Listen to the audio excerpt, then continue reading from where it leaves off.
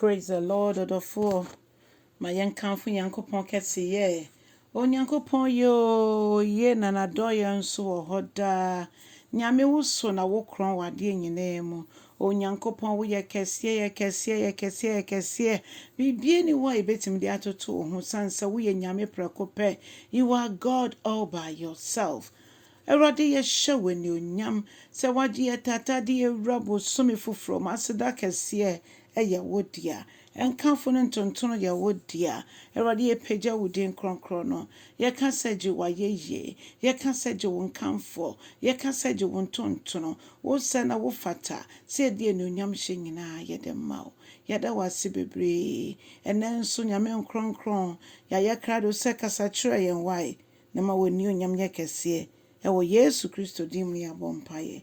Amen. Odo for me ma wakọ abena nso de ba ti asese dwumadi so. Onyame aye na adomo a na etwase ye yi na ye na ye tie ne nenso ansana yesikromo akobo ye mbra. Ye befa ya kinkansam efi Yakubu James etinum nchichemu dumiensa edikosi edunsia. Yakubu ti dumiensa etinum chichem dumiensa kosi mafanchame Yakubu etinum nchichemu dumiensa edikosi dunsia adofmenti erade asem etifi asem ne se tumi a wo mpaebɔ mu ose mumu bi ehunu amane ana efa ahonyahie mu sani pa na omo mpaye mumu bi nso ani agye ana to aye yie nwom na mumu bi so ente apo mumu bi yare ene mo mfra asafo mpanimfo na omo emmo mpaye emamo na fe omo nsra unwo ewo Yesu dimo na se ebasa na nipa na onti apo no sempo so waye bone bi mpo a enam gidie mpaebɔ a Onyankopɔn yabɔ ade ama ne nti no Onyankopɔn betie no wama nipa no enya na hoto wenya na yaresa nempo se nipa kron no waye bone bi mpo a Onyankopɔn se ode beche no. Hallelujah. Na afe waka kire yen se yenka ye bone nkyerɛkyerɛ ye ho ye ka ne saa na che se ye yi ye ho aten no na che se bibi na enko yi a etwa se mitimi ebisa nyame nkronkron ho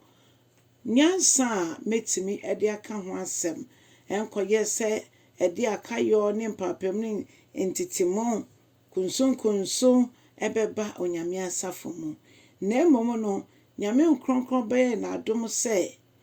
yebetumi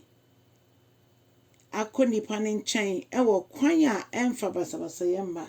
na ede asomdwe ebeba sara nso ena se ebia yenini ye ho sompo na eti obi na so na nipa no eka ho asɛm a se de ye bese Nyankopɔn nyansa na yedi aka no saa na so bi nso eka ye de kyerɛ ne a esese ye gitumo na yesre se onfa nkyɛn eno ne kyerɛ ahobrɛase se ye pese yetutu sisi Kristo anamo mu dia na edin Kristo ni eda yen so na efata yen dia na etwa se nyame nkronkron bemu ebise niam bi ho a nye ya ho oden na ebetimi di aye na ye honhom niam na ye Kristo abrabom niam yese nyame nkronkron ho akwankyerɛ ne ahoden a yetimi edipim koye nimu a ono nso ode bedom ye yenya nkrofo a yegina mama afoforo eti said ya empanifo di omonsa egu ne onti aposui ebia na nipa no nti apo baton ben o mpaebɔ enni akwansidie bia mpaebɔ nni barrier bia eno nti yare hyemu ene yeni da so nyina ne se ejidi fo mpaebɔ mu ode no ye adwuma bebre sana Bible catch yen says ye ka ebo ni kyerɛkyerɛ ye ho a na Onyankopɔn ma yakonya no a ye bɔ mpaeɛ tene ne mpaebɔ eye adwuma bebre odofo ma obi nye ni da so enne why kanyame asem kyerɛ nipa no ye wura bosumi foforo mu de abato bi ho a ne ra ho ne ho enam tibie bi owo mu Onyankopɔn hwɛ ye kwan se nipa otisa ne be ma ne ni da so onti apo na bebi owo no ye hunu mpo a ye mo mpaye nya nani agenso ye nyina mbom ntu ayeye nyum